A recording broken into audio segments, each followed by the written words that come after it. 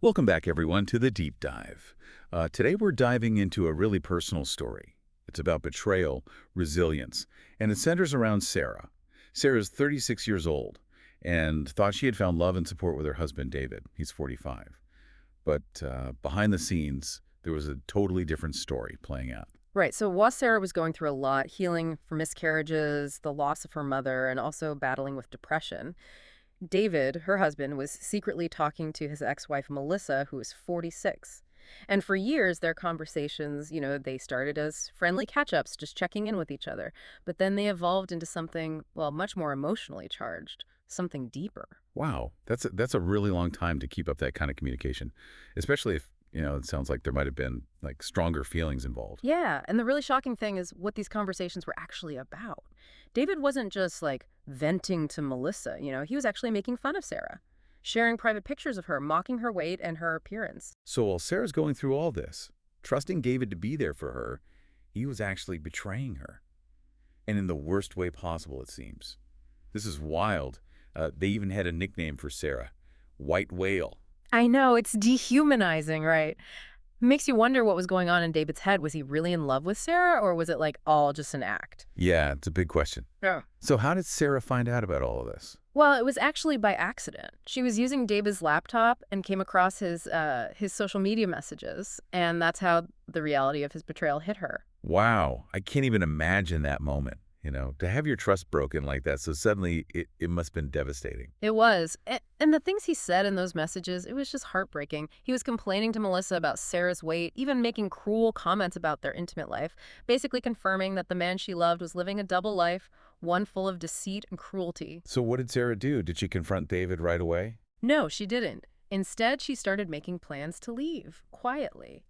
She started looking for a job in a different city, reached out to her sister Emma for support, even started taking birth control pills. Wow, it seems like she was really thinking ahead, protecting herself. There's a real sense of strength in her actions, not letting this break her. Exactly. She was taking back control. Remember, she'd battled depression before and come out stronger.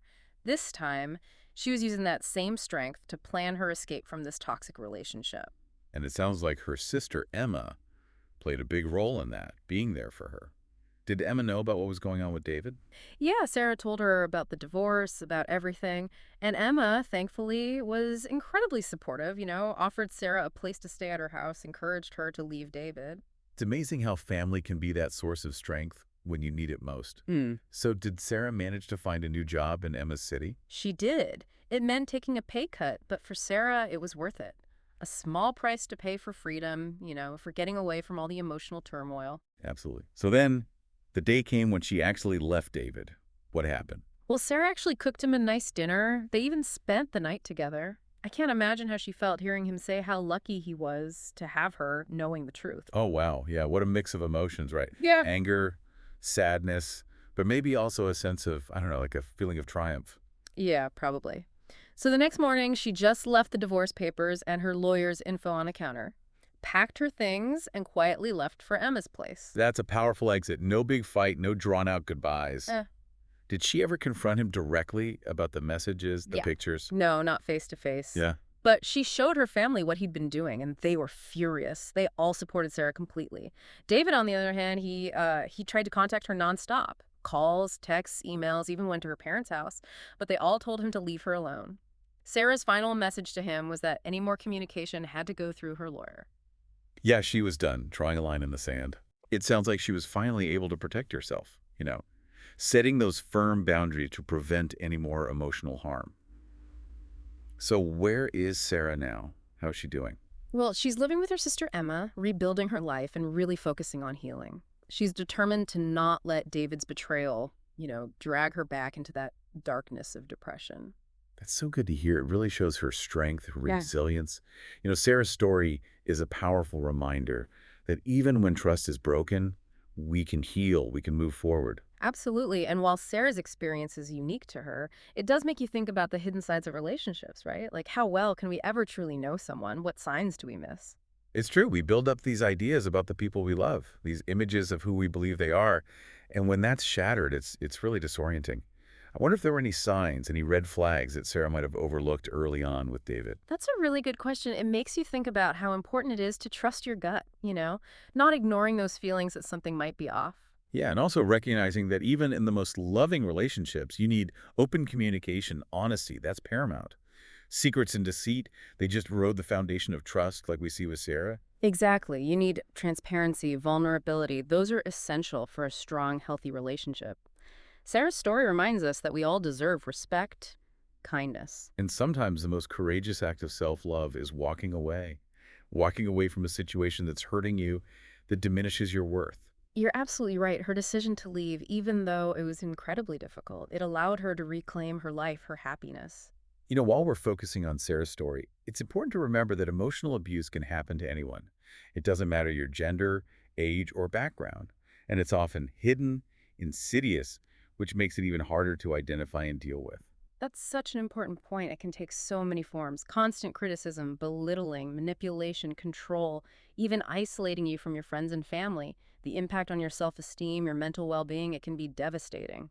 And like we see with Sarah, it can happen even in a seemingly loving relationship, which makes it even more confusing, harder to get out of. Exactly. Abusers can be charming, affectionate, and use that to mask their controlling behavior. It makes it so hard for the victim to see the abuse for what it is. It's a reminder that abuse is never the victim's fault and that there is help out there, there is support. If you or someone you know is experiencing this, resources like the National Domestic Violence Hotline can provide guidance. Absolutely. Reaching out for help is a sign of strength, not weakness. And remember, you deserve to be in a relationship where you feel safe, respected, valued for who you are.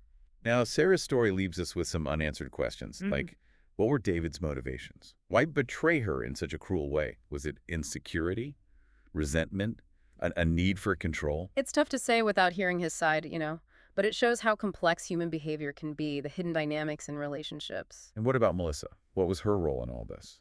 Did she know the extent of David's betrayal? It's hard to know for sure, but it does raise questions about boundaries, the ethics of relationships with exes, especially when one or both are in new relationships. These unanswered questions are a reminder that we can't truly know what's going on in someone else's mind, their heart. That's true. We can only focus on our own actions, our own choices, and taking care of ourselves.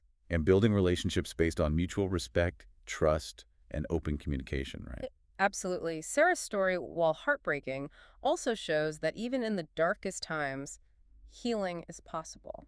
Her strength, her resilience in the face of adversity, it's inspiring. It's a testament to the human spirit, our ability to overcome challenges and create a better future. Sarah's journey, it leaves us with a lot to think about, doesn't it? It really does. It makes you think about trust, how we build it, how we see those red flags, how we protect ourselves. Yeah, what was it for you? What stood out the most about Sarah's story?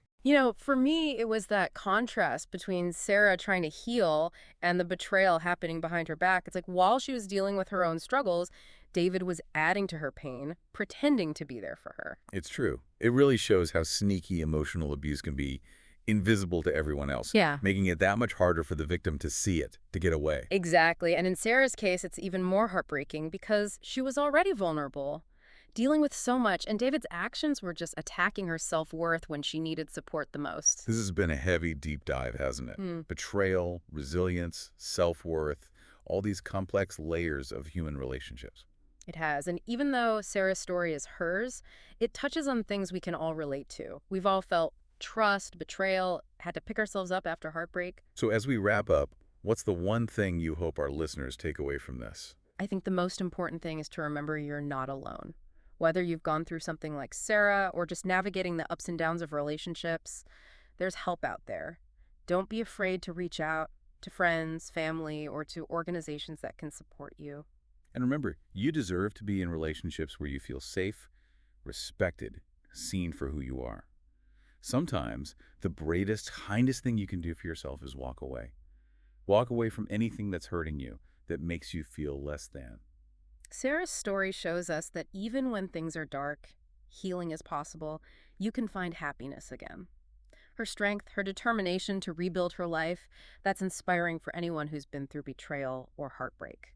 This has been a really powerful deep dive. Thank you all for joining us as we explored this story so personal and strong.